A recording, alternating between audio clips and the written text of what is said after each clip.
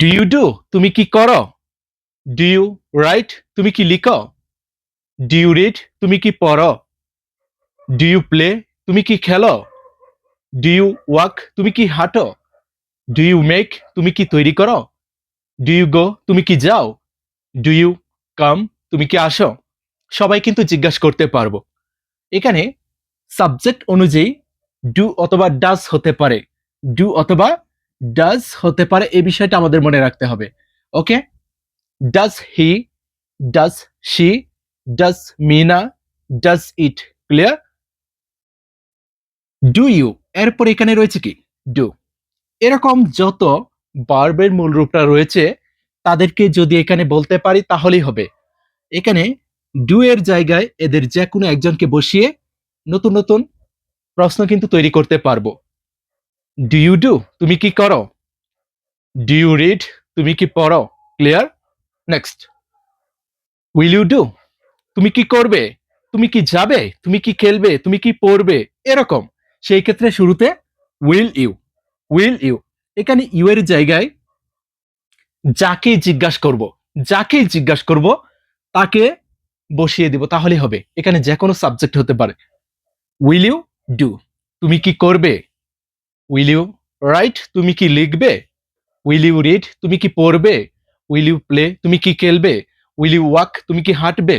Will you make তুমি কি তৈরি করবে? উইল ইউ গো তুমি কি যাবে? উইল ইউ কাম তুমি কি আসবে? সবাই কিন্তু পারবো। উইল হি ডু সে কি করবে? উইল রামিসা ডু রামিসা কি করবে? উইল ইউ রিড তুমি কি পড়বে? সবাই পারবো, খুব সহজ কিন্তু। উইল ইউ, উইল এর পরে যে কোনো সাবজেক্ট হতে পারে, তারপর শুধু যদি ভার্বের প্রেজেন্ট রূপটা ইউজ করতে পারি তাহলেই হবে। উইল ইউ প্লে তুমি কি খেলবে?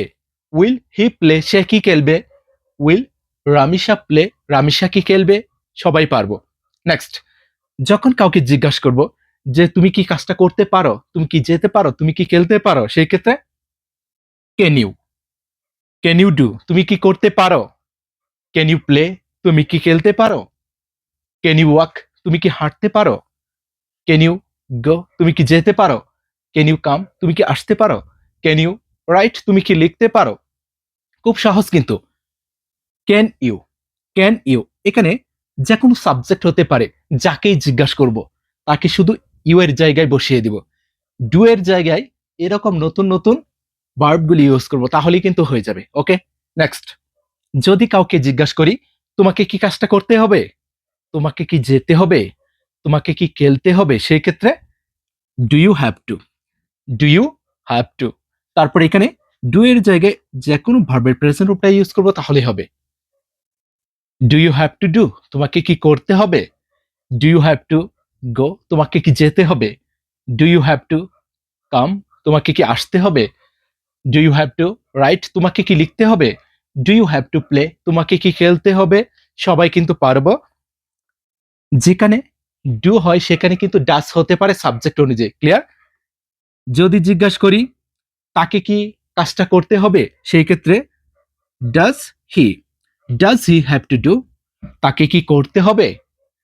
ডাজ হি হ্যাভ টু গো তাকে কি যেতে হবে? Does he have to play তাকে কি খেলতে হবে? সবাই কিন্তু পারবো।